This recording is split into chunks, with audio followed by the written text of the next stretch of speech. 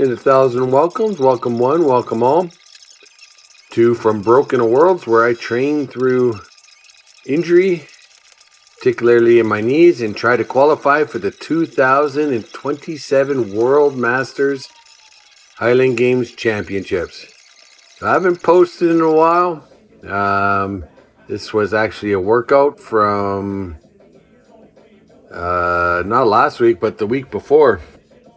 The reason I haven't posted is after this, ended up getting sick.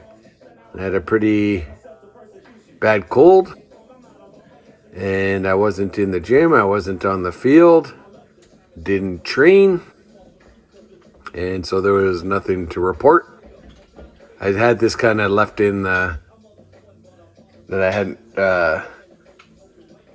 did my voiceover for. I'd edited it, but didn't do my voiceover because I was sick and my voice was pretty froggy.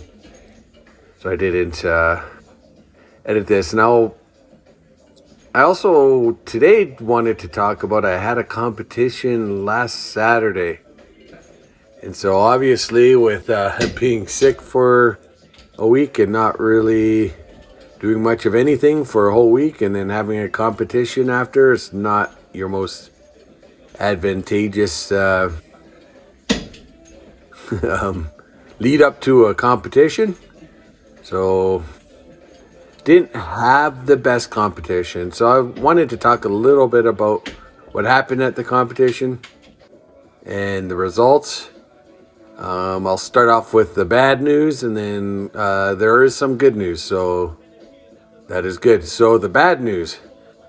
So when I got there, I just felt like I didn't have any ability to generate power. I just felt flat, like completely flat, completely weak. I could go through the paces, I could hit the points, but when it was time to accelerate and time to gain speed, I just couldn't do it. And that was particularly noticeable for me in the first, I would say, 3 events. So it started off with the open stone,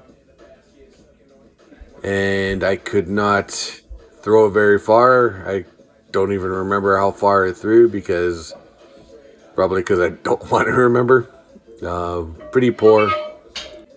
The weight for distance, light weight for distance, was my most disappointing throw. Don't even think I got above 50, which is pretty brutal for me. And then heavy hammer, I felt pretty good going through the turns, the winds, and it felt pretty good. Just so you know, the difference between heavy hammer and light hammer. Heavy hammer is 22 pounds and light hammer is 16 pounds. Just for reference, the typical sledgehammer is 8 pounds. So if you held one of those, you kind of get an idea what these other hammers are like. But anyways, the winds and the release all felt good. Everyone made the comment that it was smooth, but it was still slow. But I could kind of feel in the heavy hammer that I had a bit of energy. Maybe my body was remembering what it's like to throw. I don't know. Not too sure what was happening there. But I felt a little bit of energy, ability to generate power returning to me. So by the time I got to the light hammer, because I went heavy hammer, then to light hammer, that was one of my better throws, was the light hammer. I still didn't do great. I got, if I remember correctly, high 80s, 89 something. And, you know, that's not great, but still, it's not embarrassing like the other ones were. And even the announcer said in one of my throws, "That's the Justin I remember." So it was pretty noticeable, I guess, to essentially everybody. So that was kind of a bit of a turnaround. I won't say the good things because I'll save that till later. But the other bad thing is by the time I got to the weight over bar, any sort of power energy that I had left. It wasn't a horrible a weight over bar. I got 13 feet, but that's nothing to get excited about at all. Definitely my competition on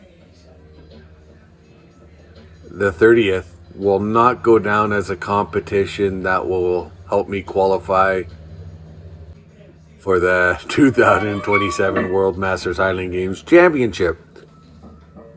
So, before I go into the good news, because there is some good news,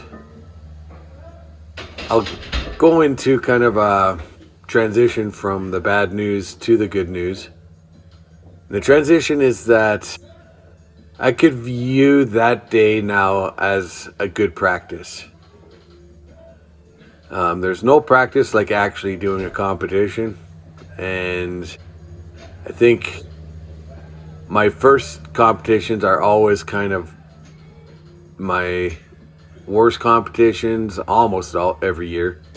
I think there was one or two examples where that wasn't the case, but almost every year it's my worst competition. But it's good to have that practice of doing a full competition, all the events, one after another, and go through a full flight of throwing instead of just focusing on one throws like I do in my practice, or a couple throws at least, to go through them all. And that's a great way to practice. I just can't do that on Saturdays because it would take way too much time. So I do 3 on Saturdays typically, which is kind of my halfway in between doing a full thing and still being able to practice with really working on issues in one throw potentially. So yeah, it was a great practice. It was a fantastic practice. Now to the good news. So I already kind of mentioned my light hammer. My light hammer I felt like I was able to generate power, and my body was kind of remembering what that was like. It's almost like it went through a quick time of amnesia and started getting it back. So by the time I got to the caber, I had a fantastic caber day. I scored 2 perfect caber throws, so 2 12 o'clocks, then 1 11:30, which is excellent. Now, it wasn't the biggest caber. It was a really janky caber. It was all twisted and had lots of twists. And this was the first time I touched a caber since about halfway through last season. So it was really good that I was able to pick it, have good control, because it was a difficult caber. It wasn't an easy caber to pick. And that everything went well, and I was able to turn it fairly easily. So that was easily, from a performance perspective, was the best event. And I'm really happy with how that went. Historically, when I first started in the Highland Games, caber was really the bane of my existence. It wasn't good, but the last few years, it's just kind of, my body gets it, and I just do it. And it's kind of like riding a bike now. It seems to remember just fine how to do it. So, really happy with my caber. The other even bigger plus is my knees held out. And by the end of the day, when I was doing the wob, it wasn't my knees that were limiting me, even though it was the last event of the competition, the weight over bar. It was just my body was tired. Particularly my legs really got tired, which you kind of need your legs in the weight over bar. But it was really good to realize that my knees held out, and I didn't take I did take some anti-inflammatories, but I didn't take a lot, and my knees held out. The rest of my body felt fairly good. I guess part of that is because I wasn't generating as much power. But the rest of my body felt pretty good. The next day I was fairly tired, but I wasn't exhausted.